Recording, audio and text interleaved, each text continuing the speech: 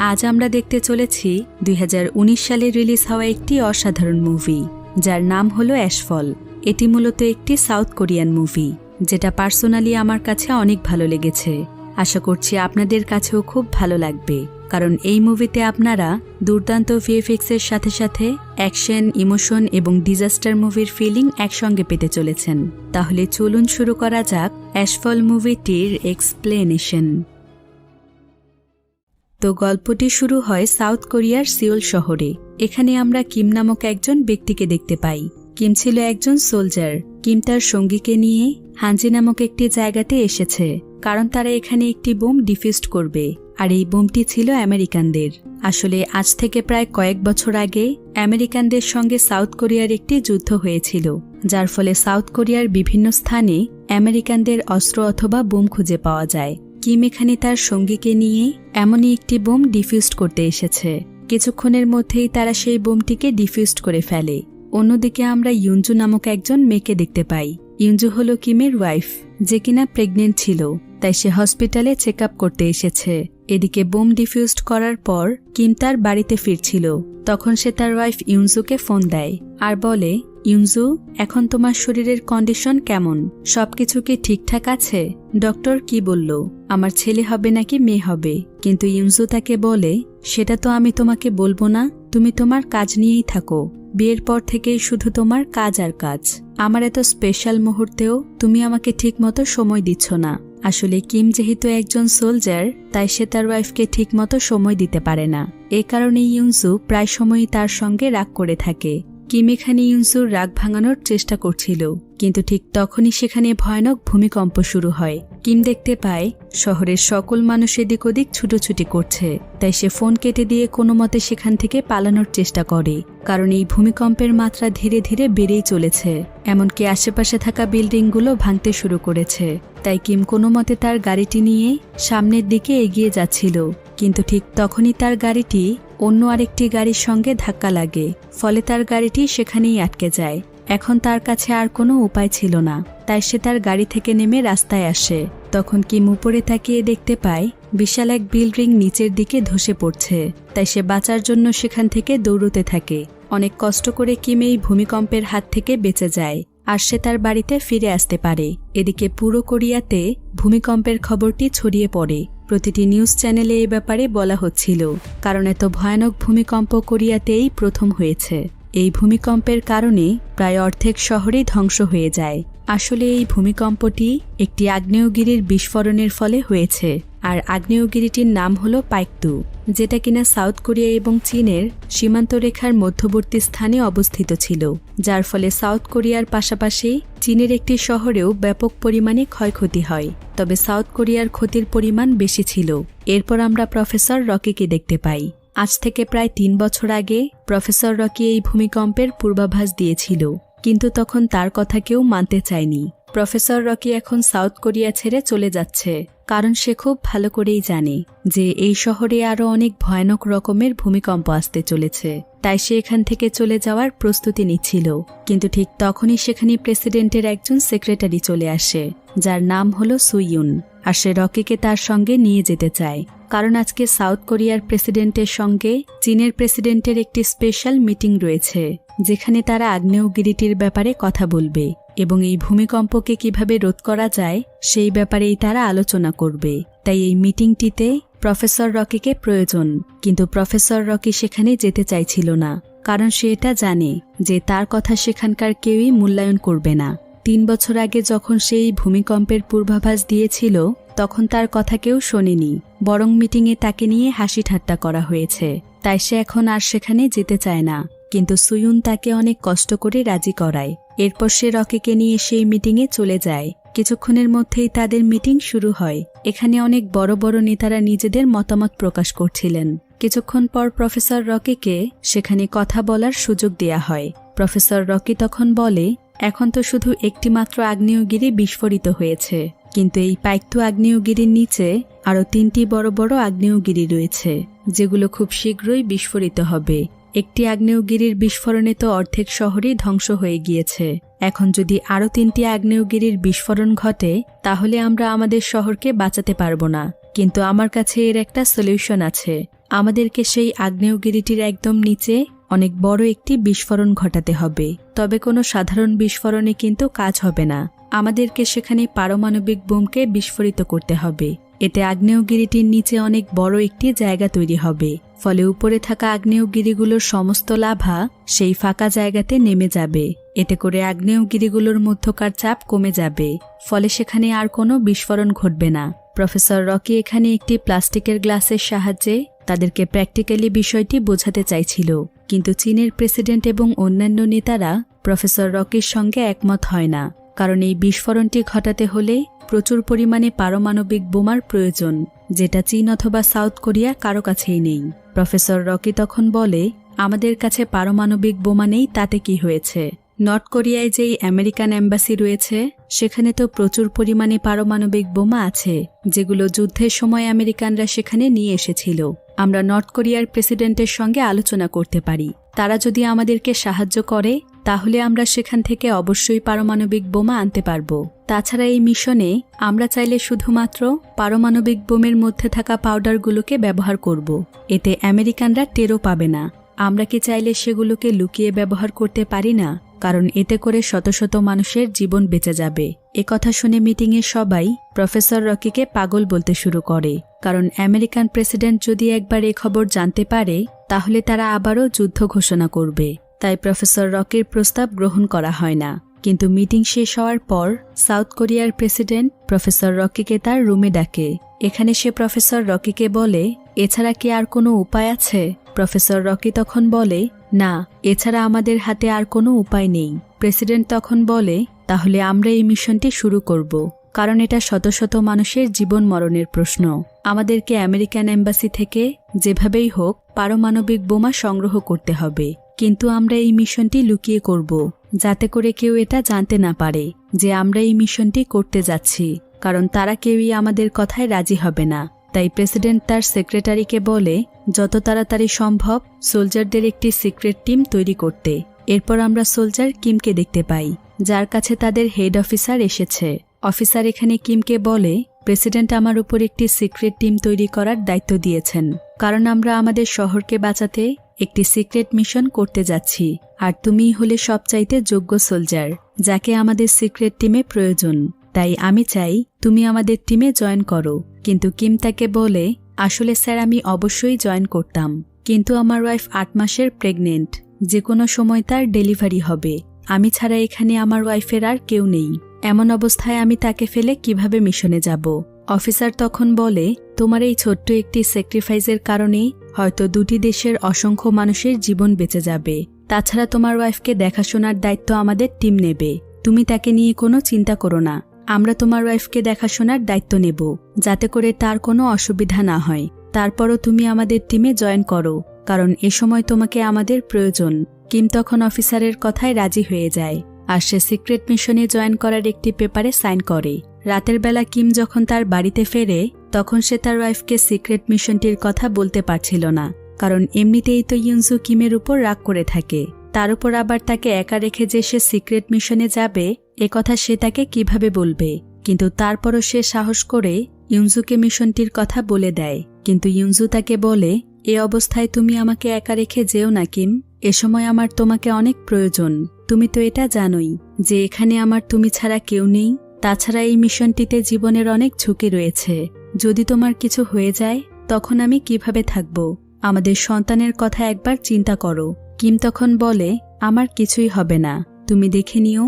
আমরা খুব সুন্দরভাবেই আমাদের মিশনটিকে সফল করব। তাছাড়া আমরা যারা এই কাজগুলোর দায়িত্বে রয়েছি তারাই যদি পিছিয়ে যাই তাহলে শহরটাকে কে রক্ষা করবে? শহরের মানুষগুলোকে কারা বাঁচাবে? শুধুমাত্র কয়েকটা দিন। আমি খুব শীঘ্রই তোমার কাছে ফিরে আসব। তাছাড়া এই কয়েকদিন আমাদের টিম তোমার দেখাশোনা করবে। তোমার যে কোনো সমস্যা হলে তুমি তাদেরকে আগে জানাবে। দায়িত্ব যখন নিয়েছি দেশকে রক্ষা করার, তাহলে সেই দায়িত্ব থেকে কিভাবে সরে আসি বলো? ইউনজু তখন সবকিছু বুঝতে পারে আর সে কিমকে মিশনে যেতে দিতে রাজি হয়ে যায়। পরের দিন সকালে সিক্রেট মিশনের জন্য সোলজারদের অনেক বড় একটি টিম তৈরি করা হয়। এখানে একজন অফিসার তাদের সবাইকে সিক্রেট মিশনটি খুব ভালোভাবে বুঝিয়ে দিচ্ছিল। অফিসার তাদেরকে জেন নামক একজন ব্যক্তির ছবি দেখায়, যে কিনা বর্তমানে একটি জেলের মধ্যে বন্দী আছে। আজ থেকে প্রায় 10 বছর আগে সে নর্থ কোরিয়ার অনেক বড় একটি সশস্ত্র বাহিনীর সচিব ছিলেন এবং তাকে একজন সৎ মানুষ হিসেবে আখ্যায়িত করা হয়েছিল। কিন্তু পরবর্তীতে জানা যায় সে একজন খুনি, এমনকি অনেক বড় মাপের চোর, যার কারণে তাকে তার পদ থেকে বরখাস্ত করা হয় এবং যাবজ্জীবন কারাদণ্ড দেয়া হয়। তবে সেই এখন আমাদেরকে মিশনটিতে সাহায্য করতে পারবে, কারণ সে খুব ভালো করেই জানে যে আমেরিকানরা নর্থ কোরিয়ার মধ্যে তাদের পারমাণবিক বোমগুলো কোথায় রেখেছে। তাই আমাদের প্রথম মিশন হলো জেনকে নর্থ কোরিয়ার জেল থেকে বের করা। তাই সোলজারদেরকে 2টি টিমে বিভক্ত করে দেয়া হয়। এরপর তারা বিমানে করে রওনা হয় নর্থ কোরিয়ার উদ্দেশ্যে। কিন্তু মাঝপথে যাওয়ার পর তাদের একটি টিমের বিমানের ইঞ্জিন বন্ধ হয়ে যায় এবং সঙ্গে সঙ্গেই বিমানটিতে আগুন লাগে। ফলে বিমানটি সোজা নিচে পড়ে যায় এবং বিমানের মধ্যে যেই টিম ছিল সেই টিমের সকল সোলজার মারা যায়। এদিকে কিম তার সঙ্গীদেরকে নিয়ে যেই বিমানটিতে রয়েছে সেই বিমানটিও তার কন্ট্রোল হারিয়ে ফেলে। এতে কিম এবং তার সঙ্গীরা অনেক আতঙ্কিত হয়ে পড়ে। তারা কি করবে বুঝতে পারছিল না। তখন কিম তাদের সবাইকে প্যারাশুট নিয়ে বিমান থেকে ঝাঁপ দিতে বলে। এরপর কিমের সঙ্গে তার সঙ্গীরা প্যারাশুট নিয়ে ঝাঁপ দেয়, ফলে তাদের জীবন বেঁচে যায়। কিন্তু যেই টিমের সদস্যরা মারা গিয়েছে তাদের মধ্যে তাদের মিশনের ক্যাপ্টেন ছিল, কিন্তু এখন যেহেতু সে আর বেঁচে নেই তাই মিশনটির সমস্ত দায়িত্ব কিমের উপরে দিয়ে দেয়া হয়। অর্থাৎ কিমকে এখন পুরো টিমের ক্যাপ্টেন বানানো হয়। এরপর প্রেসিডেন্ট এবং প্রফেসর রকি কিমের সঙ্গে যোগাযোগ করে। তারা এখানে কিমকে জানায় যে সোলজাররা মারা গিয়েছে তাদের বিমানে একটি নকশা ছিল যেটার মাধ্যমে মিশনটিকে কমপ্লিট করতে হবে। তাই সেই নকশাটি তাদের অনেক প্রয়োজন, কারণ নকশাটি ছাড়া তারা তাদের মিশন কমপ্লিট করতে পারবে না। কিম তখন তার একজন সঙ্গীকে নিয়ে আবারও সেই জায়গাতে চলে যায় যেখানে সেই বিমানটি ক্র্যাশ হয়েছিল। এরপর তারা অনেক খোঁজাখুঁজি করে একটি ধ্বংসস্তূপের মধ্যে নকশাটিকে খুঁজে পায়। তখন তারা সকলেই রওনা হয় সেই জেলের উদ্দেশ্যে যেখানে জেন রয়েছে।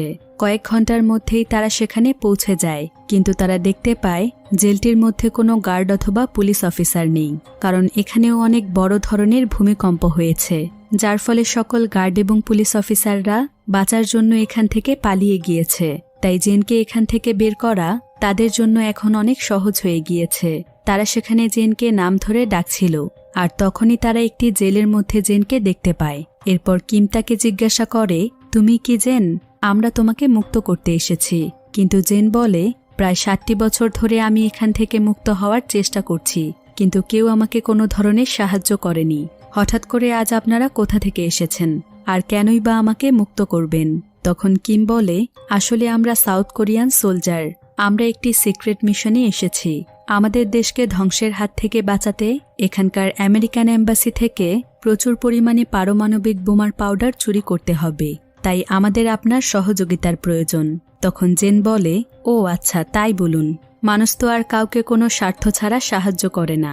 এরপর কিম এবং তার সঙ্গীরা জেনকে জেল থেকে বের করে। প্রথমে জেন ফ্রেশ হয়ে তার চুল এবং দাড়ি কাটে। এরপর সে কিমের সঙ্গে কথা বলে। প্রথমে জেন তাদেরকে সাহায্য করতে রাজি হয় না। তখন কিম তাকে বলে, তুমি যদি আমাদেরকে সাহায্য না করো তাহলে আমরা আবারও তোমাকে পুলিশের কাছে ধরিয়ে দেব, আর যদি তুমি আমাদেরকে সাহায্য করো তাহলে আমরা তোমাকে সাউথ কোরিয়ার নাগরিক বানিয়ে দেব। এতে করে তুমি সারা জীবনের জন্য মুক্ত হয়ে যাবে। জেন তখন তাদের কথায় রাজি হয়ে যায়। সে আসলে অনেক চালাক একজন মানুষ, তাই সে চালাকি করে কিমের মানিব্যাগটিকে চুরি করে ফেলে। প্রথমে সে তার মানিব্যাগটিতে একটি আলট্রাসোনোগ্রামের রিপোর্ট দেখতে পায়, যেটা কিমের ওয়াইফ ইউনজুর রিপোর্ট। জেন তখন বুঝতে পারে যে কিমের ওয়াইফের হয়তো বাচ্চা হতে চলেছে। এরপর সে সেখানে তাদের মিশনটির ম্যাপ খুঁজে পায়। প্রথমে সে ম্যাপটিকে অনেক ভালোভাবে দেখছিল, কিন্তু কিছুক্ষণ পর সে ম্যাপটিকে খেয়ে ফেলে। অর্থাৎ মিশনটি কিভাবে কমপ্লিট করতে হবে সেটা এখন শুধুমাত্র জেনই জানে, কারণ পুরো ম্যাপটি জেন তার মাথার মধ্যে ক্যাপচার করে নিয়েছে। এরপর কিম এবং তার সঙ্গীরা জেনকে নিয়ে তাদের মিশনে রওনা হয়। এখানে কিম তার সঙ্গীদেরকে নিয়ে এক ধরনের চকলেট খাচ্ছিল। তখন জেন তাদেরকে বলে, তোমরা তো একা একাই চকলেট খাচ্ছ, আমাকেও তো একটা দিতে পারো। চোর বলে কি আমি মানুষ না? এই বলেই জেন চকলেটটি তার কাছে নিয়ে নেয়, আর সে একটি চকলেট খেয়ে বাকিটা তার পকেটে রেখে দেয়। মাঝপথে কিম তার পকেট চেক করে, কিন্তু সে দেখতে পায় তার পকেটে তার মানিব্যাগটি নেই। কিম এতে অনেক ভয় পেয়ে যায়, কারণ তার মানিব্যাগটির মধ্যেই তাদের মিশনের নকশা ছিল। কিন্তু ঠিক তখনই জেন তাকে বলে, আমি তোমাদের নকশাটিকে খেয়ে ফেলেছি, এখন নকশাটি শুধুমাত্র আমার মাথার মধ্যে রয়েছে। কথা শুনে সেখানকার একজন সোলজার রেগে যায় আর সে জেনকে মারতেই যাচ্ছিল, কিন্তু কিম এবং তার সঙ্গীরা তাকে বাধা দেয়, কারণ জেনকে এখন কিছু বলা যাবে না। তাকে কিছু বললেই তো সে বিগড়ে যাবে আর সে তাদেরকে সাহায্য করবে না। এখন তো আবার তাদের কাছে তাদের মিশনের ম্যাপটিও নেই, তাই জেনকে এখন তাদের হাতে রাখতে হবে। তাই তারা কেউই জেনকে কিছু বলে না। কিছুক্ষণ পর জেন টয়লেটে যেতে চায়, তাই তারা একটি জঙ্গলের মধ্যে গিয়ে তাদের গাড়ি থামায়। এরপর কিম জেনের সঙ্গে তার একজন সঙ্গীকে পাঠায়।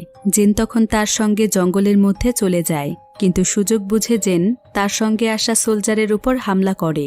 আর সে সেই সোলজারের বন্দুকটি নিয়ে সেখান থেকে পালিয়ে যায়। এদিকে অনেক সময় পার হয়ে যাওয়ার পরও সোলজার এবং জেন যখন ফিরে আসছিল না, কিমের তখন সন্দেহ হয়। তাই সে তার সঙ্গীদেরকে নিয়ে জঙ্গলের মধ্যে চলে যায় আর সে দেখতে পায় যে জেন এখান থেকে পালিয়ে গিয়েছে। এতে কিম অনেক দুশ্চিন্তায় পড়ে যায়, কারণ জেনকে ছাড়া তো তাদের মিশন কমপ্লিট হবে না। তাই তারা সবাই জেনকে খুঁজতে বেরিয়ে পড়ে। অন্যদিকে জেন লিলি নামক একজন মহিলার কাছে আসে। আসলে লিলি হলো জেনের ওয়াইফ। জেন এখানে লিলিকে বলে, এই 7টি বছর আমাকে জেলের মধ্যে রেখে তুমি অনেক শান্তি পেয়েছ, তাই না? তোমার জন্য আমি কি না করেছি। তুমি আমাকে ভালো না বাসলে বলে দিতে পারতে, আমি আমার মেয়েকে নিয়ে তোমার জীবন থেকে চলে যেতাম। কিন্তু তুমি সেটা না করে ওই নোংরা মানুষটির সঙ্গে মিলে আমাকে ফাঁসিয়েছ, সমাজের কাছে আমাকে খুনি বানিয়েছ, একজন খারাপ মানুষ হিসেবে আমাকে পরিচয় করিয়েছ। এই যে দেখো, এখন আমি সত্যি সত্যি খারাপ হয়ে গিয়েছি। তবে তোমার ভয় নেই, আমি তোমাকে মারব না। তুমি শুধু আমাকে এটা বলো, আমার মেয়ে সিহুন কোথায়? আমি আমার মেয়ের সঙ্গেই বাঁচতে চাই। জেন আসলে তার মেয়েকে অনেক ভালোবাসে। তার মেয়ে সিহুনের যখন 3 বছর বয়স ছিল, তখন তার ওয়াইফ একজন ব্যক্তির প্রেমে পড়েছিল। তাই সে ষড়যন্ত্র করে জেনকে জেলে পাঠিয়ে দেয়। তার ওয়াইফ এখানে তাকে বলে, তোমার জেলে যাওয়ার পর সিহুন সাউথ কোরিয়ায় আমার ভাইয়ের কাছে থাকে। এদিকে আমরা কিম এবং তার সঙ্গীদেরকে দেখতে পাই, যারা কিনা পুরো শহরে জেনকে খুঁজে বেড়াচ্ছে। হঠাৎ করেই তারা একটি বিল্ডিংয়ের মধ্য থেকে গুলি করার আওয়াজ শুনতে পায়। তখন তারা দৌড়ে সেখানে চলে যায়। সেখানে গিয়ে তারা দেখতে পায় যে এটা তো জেন। তবে জেন কাউকেই গুলি করেনি, বরং সে লিলিকে একটু ভয় দেখিয়েছে। কিম এখানে জানতে পারে যে জেন তার মেয়েকে অনেক ভালোবাসে। কিম তখন জেনকে বলে, আমি তোমাকে তোমার মেয়েকে খুঁজতে সাহায্য করব, দয়া করে তুমি আমাদের মিশনে সাহায্য করো। জেন এবার তার মেয়ের কথা শুনে রাজি হয়ে যায়। এরপর সে তাদের সবাইকে আমেরিকানদের পারমাণবিক বোমার আস্থানায় নিয়ে যায়। সেখানে অনেকগুলো আমেরিকান সোলজার ছিল। তারা তখন কিম এবং তার সঙ্গীদের উপর গুলি করতে শুরু করে। ফলে দুটি দলের মধ্যেই ভয়াবহ লড়াই শুরু হয়। তাদের গোলাগুলিতে অনেক সোলজার মারাও যায়, কিন্তু কিমদের সঙ্গে আমেরিকান সোলজাররা পেরে ওঠে না। কিম এবং জেন দুজন মিলেই বেশিরভাগ সোলজারকেই হারিয়ে দেয়। এরপর জেন তাদের সবাইকে গোপন একটি চেম্বারে নিয়ে যায়। সেই চেম্বারের সামনে একটি দরজা আছে। জেন তখন দরজাটিকে খুলে ফেলে। এরপর তারা সবাই দেখতে পায় এখানেই আমেরিকানদের পারমাণবিক বোম রয়েছে। এরপর সকল সোলজাররা পারমাণবিক বোমার মধ্য থেকে বিস্ফোরণের জন্য পাউডার বের করতে থাকে। কিন্তু তার আগে তারা জেনকে আলাদা একটি রুমের মধ্যে আটকে রাখে, যাতে করে সে আবার পালিয়ে যেতে না পারে। কিন্তু অনেক সময় কেটে যাওয়ার পরও জেনের কাছে কেউই আসে না। তখন তার কাছে মনে হয় তাকে এখানে রেখেই হয়তো সবাই চলে গিয়েছে, কিন্তু আসলে তারা এখনও পারমাণবিক বোমার পাউডার নিচ্ছিল। অন্যদিকে সেই আগ্নেয়গিরিটি আবারও বিস্ফোরিত হয়। ফলে পুরো শহরে ভয়ানক ভূমিকম্প শুরু হয়। আর এই ভূমিকম্পটি এতটাই শক্তিশালী ছিল যে এটা চীন এবং নর্থ কোরিয়াতেও চলে আসে। ফলে জেন এবং কিমরা যেখানে রয়েছে সেখানেও অনেক ভয়ানক রকমের ভূমিকম্প শুরু হয়। জেনের হাত তো হ্যান্ডকাপ দিয়ে বাঁধা আছে, তাই সে অনেক কষ্ট করে হ্যান্ডকাপটিকে খুলে ফেলে আর সেখান থেকে পালানোর চেষ্টা করে। সাউথ কোরিয়ার হান নদীতে প্রচুর পরিমাণে ঢেউয়ের সৃষ্টি হয়, আর এই শক্তিশালী ঢেউ শহরের দিকে আসতে শুরু করে। কিমের ওয়াইফ ইউনজু এই সময় বাহিরে ছিল। সে হান নদীর ব্রিজের উপর দিয়ে ডক্টরের কাছে যাচ্ছিল, কিন্তু ঠিক তখনই ব্রিজটি ভাঙতে শুরু করে। এমনকি সেই শক্তিশালী ঢেউ ব্রিজটির উপর আছড়ে পড়ে। এতে চারিদিকে একদম তোলপাড় শুরু হয়ে যায়। ফলে ব্রিজের উপরে থাকা সবকিছু পানিতে পড়ে যায়। এমনকি ইউনজুও পানিতে তলিয়ে যাচ্ছিল, কিন্তু সে অনেক কষ্ট করে নদীর কিনারায় উঠে আসে। এদিকে কিমও তার কাজ শেষ করে জেন এবং তার সঙ্গীদেরকে নিয়ে সেখান থেকে বাইরে বেরিয়ে আসে। কিম তখন তাদের প্রেসিডেন্টকে কথা জানায়। এতে প্রেসিডেন্ট এবং তার পুরো টিম খুশি হয়ে যায়। এখন কিমের পরবর্তী মিশন হচ্ছে আগ্নেয়গিরিটির নিচে বিস্ফোরণ ঘটানো। তাই কিম এবং তার পুরো টিম জেনকে নিয়ে আগ্নেয়গিরিটির দিকে এগিয়ে যাচ্ছিল, কিন্তু হঠাৎ করেই তাদের উপর আমেরিকান সোলজাররা হামলা করে। তারা কিম এবং তার টিমের উপর গুলি করতে থাকে। কিমও তখন তার টিমকে নিয়ে তাদের সঙ্গে লড়াই শুরু করে। ফলে সেখানে এই দুটি দলের প্রচণ্ড পরিমাণে লড়াই হয়। এমনকি দুই পক্ষের গোলাগুলিতে অনেক সোলজার মারা যায়। এদিকে আমেরিকান সোলজাররা কিমকে মারতেই যাচ্ছিল, কিন্তু ঠিক তখনই সেখানে গাড়ি নিয়ে জেন চলে আসে আর কিমকে নিয়ে সে সেখান থেকে চলে যায়। এরপর সে একটি মেশিনের সাহায্যে কিমকে অজ্ঞান করে ফেলে আর পারমাণবিক বোমগুলোকে নিয়ে সে অন্য আরেকটি লোকেশনে চলে যায়। অন্যদিকে আমেরিকান প্রেসিডেন্ট এটা জেনে ফেলেছে যে সাউথ কোরিয়ান সোলজাররা তাদের সংবিধানের বিরুদ্ধে গিয়ে মিশন চালিয়ে যাচ্ছে। তাই আমেরিকান সোলজারদের অনেক বড় অফিসার সাউথ কোরিয়ার প্রেসিডেন্টের সঙ্গে দেখা করতে আসে। সে এখানে প্রেসিডেন্টকে বলে, আপনার লজ্জা করল না? আপনি একটি দেশের প্রেসিডেন্ট হয়ে এরকম রাষ্ট্রীয় বিরোধী কাজ কিভাবে করতে পারলেন? প্রেসিডেন্ট তখন বলে, তাহলে আমার আর কি করার ছিল? আমি কি চুপচাপ বসে বসে আমার দেশের নাগরিকদের মৃত্যু দেখব? তাছাড়া আমরা বিভিন্ন দেশের কাছে সাহায্য চেয়েছি, এমনকি আপনাদের কাছেও চেয়েছি। কই আপনারা কেউ তো এগিয়ে আসলেন না। আমি একজন প্রেসিডেন্ট, আমি আমার দেশের মানুষের দায়িত্ব নিয়েছি, তাদেরকে সুরক্ষিত রাখার দায়িত্বটাও আমার। এখন আপনিই বলুন, আমি কি কোনো ভুল করেছি? অফিসার তখন বলে, আমরা এত কিছু শুনতে চাই না, আপনি ইমিডিয়েটলি মিশনটিকে বন্ধ করুন, তা না হলে এর পরিণাম ভালো হবে না। প্রেসিডেন্ট তখন বাধ্য হয়ে মিশনটিকে বন্ধের ঘোষণা দেয়, কিন্তু কয়েক ঘন্টার মধ্যেই সে পদত্যাগ করে, কারণ তার কাছে মনে হচ্ছিল যে সে একজন ব্যর্থ সরকার, যে কিনা তার দেশের মানুষকে বাঁচাতে কোনো কিছুই করতে পারবে না। এদিকে প্রফেসর রকিও সাউথ কোরিয়া ছেড়ে চলে যাচ্ছে। অন্যদিকে জেনও এটা জানতে পারে যে সাউথ কোরিয়ার মিশনটিকে বন্ধ করে দেয়া হয়েছে। তাই জেন পারমাণবিক বোমগুলোকে একটি থার্ড পার্টির কাছে বিক্রি করে দেয়। এদিকে কিম তার জ্ঞান ফিরে পেয়েছিল, তাই সে জেনের সমস্ত কথা শুনে ফেলে। তখন সে জেনকে বলে, তুমি এমনটা করো না জেন, কতটা কষ্ট করে আমরা পারমাণবিক বোমগুলোকে জোগাড় করেছি, আর তুমি এগুলোকে বিক্রি করে দিতে চাইছো? এতে কত বড় ধরনের ক্ষতি হয়ে যাবে সে ব্যাপারে তোমার কি কোনো ধারণা আছে? কিন্তু জেন তার কোনো কথাই শোনে না। মাঝ রাস্তায় জেন একটু গাড়ি থামিয়ে বাহিরে যায়। ঠিক তখনই কিম সুযোগ পেয়ে গাড়িটিকে নিয়ে পালাতে চাইছিল, কিন্তু জেন তাকে দেখে ফেলে। তখন জেন অনেক কষ্ট করে কোনো মতে গাড়িটির মধ্যে উঠে পড়ে। এরপর কিমের সঙ্গে সে লড়াই শুরু করে। এখানে তাদের দুজনের মধ্যেই অনেক ধস্তাধস্তি হচ্ছিল। এদিকে তাদের গাড়িটি কন্ট্রোল হারিয়ে রাস্তার পাশে থাকা একটি জঙ্গলের মধ্যে ঢুকে যায়, কিন্তু তারা এখনও তাদের লড়াই চালিয়ে যাচ্ছে। কিছুক্ষণ পর তারা বুঝতে পারে তাদের গাড়িটির একটি গাছের সঙ্গে অ্যাক্সিডেন্ট হতে যাচ্ছে, কিন্তু জেন এখানে কিমকে নিয়ে গাড়িটির একটি সাইডে চলে যায়। এতে তারা দুজনেই অনেক আঘাত পায়, ফলে সঙ্গে সঙ্গেই তারা অজ্ঞান হয়ে সেখানে পড়ে থাকে। অন্যদিকে আমরা প্রফেসর রকিকে দেখতে পাই, যে কিনা একটি বাসে করে সেখান থেকে চলে যাচ্ছে। এমন সময় সেই বাসটিতে কিমের ওয়াইফ ইউনজুও চড়ে, কারণ তার সন্তানের জন্য হলেও তো তাকে বাঁচতে হবে। ইউনজু এখানে অনেক কান্না করছিল। তখন প্রফেসর রকি তাকে জিজ্ঞাসা করে, আপনি কেন কাঁদছেন? ইউনজু বলে, আমার হাজব্যান্ড একজন সোলজার, সে দেশকে বাঁচানোর মিশনে গিয়েছে। আমি তাকে আর কখনো দেখতে পাবো কি না সেটা আমি জানি না। কিছুদিনের মধ্যেই আমার ডেলিভারি হবে।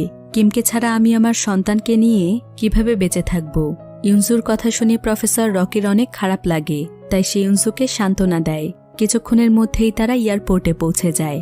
সবাই এখানে পাসপোর্ট দেখিয়ে বর্ডার পার হচ্ছিল, কিন্তু ইউনজুকে সেখান থেকে যেতে দেয়া হয় না, কারণ তার পাসপোর্টে কিছু সমস্যা ছিল। এদিকে প্রফেসর রকি এটা দেখতে পায়, তাই সে আবারও সাউথ কোরিয়ার বর্ডারে ফিরে আসে, কারণ একজন গর্ভবতী মহিলাকে এমন বিপদের মধ্যে ফেলে সে কিভাবে যেতে পারে। প্রফেসর রকি তখন ইউনজুকে তার সঙ্গেই রাখে, আর সে প্রেসিডেন্টের সেক্রেটারি সুয়ুনকে ফোন দেয়। প্রফেসর রকি এখানে সুয়ুনকে বলে, আপনি সবকিছু আবারও প্রস্তুত করুন। দেশ ছেড়ে আমি কোথাও যাচ্ছি না। জীবনের শেষ নিঃশ্বাস পর্যন্ত দেশকে বাঁচানোর জন্য লড়াই করব। আমেরিকানদের হুমকিতে ভয় পেলে চলবে না। আমরা আমাদের মিশনটিকে আবার শুরু করব। সোলজাররা যদি দেশের জন্য এত বড় ঝুঁকি নিতে পারে, তাহলে আমরা কেন পারব না? আপনি সবকিছু রেডি করুন, আমি এক্ষুনি অফিসে আসছি। এরপর প্রফেসর রকি ইউনজুকে নিয়ে তাদের অফিসে চলে যায়। অন্যদিকে আমরা কিম এবং জেনকে দেখতে পাই। এখন তাদের দুজনেরই জ্ঞান ফিরে এসেছে, কিন্তু তাদের এখানে অনেক খিদে পেয়েছে, তবে তাদের কাছে কোনো ধরনের খাবার নেই। তাই তারা সেখানে থাকা একটি শপে চলে যায়, যেটা ভূমিকম্পের কারণে প্রায় ধ্বংস হয়ে গিয়েছে। সেখানে তেমন কোনো খাবার ছিল না। অনেক খোঁজাখুঁজি করে তারা সেখানে একটি কোক খুঁজে পায়। তখন তারা কোকটি খেয়ে তাদের ক্ষুধা মেটায়। কিছুক্ষণ পর কিম সেখানে বাচ্চাদের একজোড়া ক্লিপ দেখতে পায়। সে তখন ক্লিপগুলোকে নিয়ে তার পকেটে রাখে। এরপর তারা আবারও তাদের গাড়িতে ফিরে আসে, জেন এখানে কিমের মাথায় বন্দুক তাক করে আর বলে, আমি পারমাণবিক বোমগুলোকে বিক্রি করে দিয়েছি, তাই তুমি এগুলো আমাকে নিয়ে যেতে দাও, তা না হলে আমি তোমাকে গুলি করে দেব। তখন কিম বলে, আচ্ছা ঠিক আছে, তুমি পারমাণবিক বোমগুলোকে নিয়ে যাও, কারণ তোমার মতো স্বার্থপর মানুষকে বুঝিয়ে লাভ নেই। যার কাছে মানুষের জীবনের কোনো মূল্য নেই তার সঙ্গে আমি কথাও বলতে চাই না। তোমার মতো বেঈমান মানুষকে আমার আর প্রয়োজন নেই। কিন্তু তুমি আমাদের মিশনের ম্যাপটিকে নষ্ট করে দিয়েছ, তাই এখন তুমি আমাকে ম্যাপটিকে এঁকে দাও আর পারমাণবিক বোমগুলোকে নিয়ে এখান থেকে চলে যাও। আমি আবারও এম্বাসিতে যাব আর একাই এবার পারমাণবিক বোমের পাউডার সংগ্রহ করব এবং আমার দেশকে আমি একাই বাঁচাবো। জেন তখন কিমকে তাদের মিশনের ম্যাপটি এঁকে দেয় আর সে পারমাণবিক বোমগুলোকে না নিয়েই সেখান থেকে চলে যায়। অর্থাৎ জেন তার ভুল বুঝতে পেরেছে। এমন সময় কিমের সঙ্গে প্রফেসর রকি যোগাযোগ করে আর সে তাকে জানায় তাদের মিশন কিছুটা চেঞ্জ হয়েছে। এখন পারমাণবিক বোমগুলোকে আগ্নেয়গিরিটির আরও অনেক নিচে বিস্ফোরিত করতে হবে। এতে সমস্যা আরও অনেক বেড়ে যায়, কারণ জেন তো তাকে আগের মিশন অনুযায়ী ম্যাপ এঁকে দিয়েছে, কিন্তু এখন তো তাদের মিশন আগ্নেয়গিরিটির আরও অনেক নিচে। জেন তাকে যেই ম্যাপটি এঁকে দিয়েছে সেই ম্যাপটিতে নিচের অংশটুকু ছিল না, কিন্তু মিশনটিকে কমপ্লিট করতে হলে এখন সম্পূর্ণ ম্যাপটির প্রয়োজন। তাই কিম আবারও জেনের খোঁজে বেরিয়ে পড়ে, কারণ জেন ছাড়া তো ম্যাপটির নকশা আর কেউ জানে না। অন্যদিকে আমরা জেনকে দেখতে পাই। জেনের ওয়াইফ তাকে যেই অ্যাড্রেস বলেছিল, জেন তার মেয়েকে খুঁজতে সেখানে চলে আসে, কিন্তু সে দেখতে পায় ভূমিকম্পের কারণে এই পুরো এলাকাটি প্রায় ধ্বংস হয়ে গিয়েছে। তখন তার কাছে মনে হয় সে হয়তো তার মেয়ে সিহুনকে আর খুঁজে পাবে না, কিন্তু হঠাৎ করেই সে তার সামনে একটি মেয়েকে দেখতে পায় আর সঙ্গে সঙ্গেই সে মেয়েটিকে চিনে ফেলে, কারণ এটাই হলো তার মেয়ে সিহুন। প্রায় 7 বছর পর সে তার মেয়েকে দেখতে পেয়েছে। এই 7টি বছর ধরে সে তার মেয়েকে একটিবার দেখার জন্য অনেক ছটফট করেছে, কিন্তু তার মনের মধ্যে লুকিয়ে থাকা আর্তনাদ কখনো কেউ শুনতে পায়নি। জেন এখানে তার মেয়ের দিকে এক দৃষ্টিতে তাকিয়েছিল। কিছুক্ষণ পর সে তার মেয়ের সঙ্গে কথা বলতে যায়, কিন্তু সিহুন এখানে তাকে চিনতে পারে না, তাই সে তার কাছ থেকে দূরে সরে যায়। জেন তখন তার পকেট থেকে সেই চকলেট বের করে যেটা সে কিমের কাছ থেকে নিয়েছিল। এরপর সে সিহুনকে বলে, সিহুন, এই দেখো, আমার কাছে চকলেট আছে, তুমি না চকলেট খেতে অনেক পছন্দ করতে? সিহুন তখন জেনের হাত থেকে চকলেটগুলো নিয়ে নেয়। জেন তখন সিহুনকে বলে, তুমি কি আমাকে চিনতে পেরেছ? আমি তোমার সেই হতভাগ্য বাবা, যাকে কিনা বিনা অপরাধে 7টি বছর তার সন্তানের কাছ থেকে দূরে রাখা হয়েছে। তুমি কি এটা জানো, এই 7 বছর যাবৎ তোমার মুখ থেকে বাবা ডাক শোনার জন্য আমি কতটা ব্যাকুল হয়ে আছি? তুমি কি একবার আমাকে বাবা বলে ডাকবে সিহুন? কিন্তু সিহুন তার কথার কোনো জবাব দেয় না। এমন সময় সেখানে সেই থার্ড পার্টি চলে আসে, যাদের কাছে জেন পারমাণবিক বোমগুলোকে বিক্রি করতে চেয়েছিল। তারা এখানে জেনকে বোমগুলোর ব্যাপারে জিজ্ঞাসা করে। জেন তখন তাদেরকে জানায় তার কাছে এখন বোমগুলো নেই। এতে থার্ড পার্টির লিডার অনেক রেগে যায় আর সে জেনকে গুলি করে দেয়। এমন সময় কিম তার সঙ্গীদেরকে নিয়ে সেখানে চলে আসে। কিম এখানে একটু চালাকি করে। সে তাদের সবাইকে বলে আর কয়েক সেকেন্ডের মধ্যেই বোমটি এখানে বিস্ফোরিত হবে। একথা শুনে সেখান থেকে থার্ড পার্টির সকলেই ভয় পেয়ে পালিয়ে যায়। এরপর কিম জেনকে বলে, আমাদের মিশনটি একটু চেঞ্জ হয়েছে, তুমি আমাকে নিচের দিকের রাস্তা বলে দাও, আমি একাই সেখানে চলে যাব। এরপর তুমি তোমার মেয়েকে নিয়ে চলে যেও। কিন্তু জেন তাকে বলে, আমি তোমাকে সেখানে একা যেতে দেব না, আমিও তোমার সঙ্গে যেতে চাই, কারণ দেশ বাঁচলেই তো আমার মেয়ে বাঁচবে। কিম এতে অনেক খুশি হয়। এরপর মিশনে যাওয়ার আগে জেন তার মেয়ে সিহুনের কাছে আসে। এখানে সে তার মেয়েকে সেই ক্লিপগুলো দেয় যেগুলো সে একটি শপের মধ্যে পেয়েছিল। জেন তার মেয়েকে অনেক কিছু বলতে চায়, কিন্তু তার মুখ দিয়ে কোনো কথা বের হচ্ছিল না, শুধু তার চোখ দিয়ে পানি গড়িয়ে পড়ছিল। সে এখানে তার মেয়েকে মন ভরে আদর করে। এদিকে কিম বুঝতে পারে জেনকে সে যতটা খারাপ ভেবেছিল, জেন তার একদম বিপরীত। এরপর কিম এবং জেন সিহুনকে তাদের একজন সোলজারের কাছে রাখে আর তারা দুজন মিলে বেরিয়ে পড়ে মিশনের উদ্দেশ্যে। কিছুক্ষণের মধ্যেই তারা আগ্নেয়গিরিটির কাছে পৌঁছে যায় আর তারা সেখানকার একটি টানেলের মধ্যে প্রবেশ করে।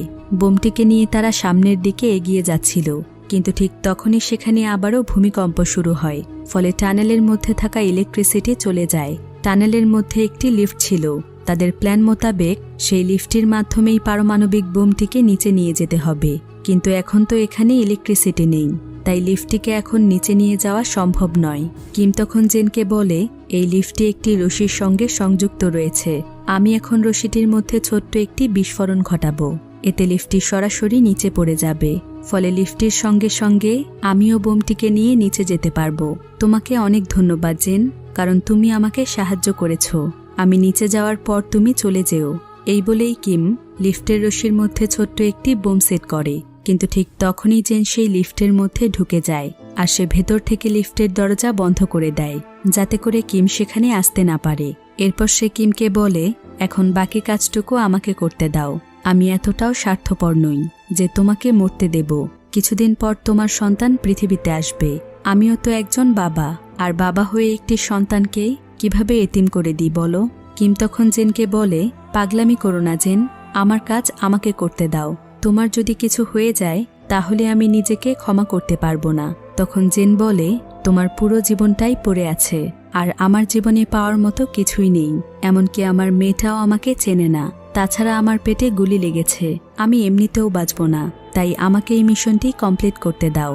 কিন্তু তুমি কি আমাকে একটি বিষয়ে কথা দিতে পারবে যে তুমি আমার মেয়েটাকে দেখবে?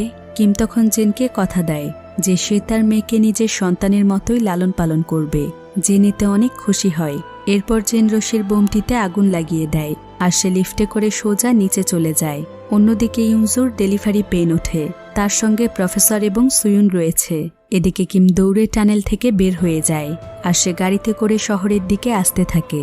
সে এখানে জেনের জন্য কষ্ট পাচ্ছিল, কিন্তু তারও তো আর কিছু করার ছিল না। এদিকে সেই আগ্নেয়গিরিটির মধ্যে বিশাল বড় এক পারমাণবিক বিস্ফোরণ ঘটে, অর্থাৎ জেন তার জীবন দিয়ে মিশনটিকে কমপ্লিট করেছে। সে পুরো শহরের মানুষগুলোকে বাঁচিয়েছে। এতে সকলেই অনেক খুশি হয়ে যায়। এরপর আমরা 1 বছর পরের ঘটনা দেখতে পাই। কিমের একটি পুত্র সন্তান হয়েছে। কিম তার পরিবারকে নিয়ে অনেক সুখে আছে। এখানে তাদের সঙ্গে জেনের মেয়ে সেহুনও রয়েছে, আর কিম এবং তার ওয়াইফ সেহুনকে নিজের মেয়ের মতোই ভালোবাসে এবং সেহুনও তাদেরকে অনেক আপন করে নিয়েছে। অন্যদিকে আমরা প্রফেসর রকি এবং সুয়ুংকে দেখতে পাই।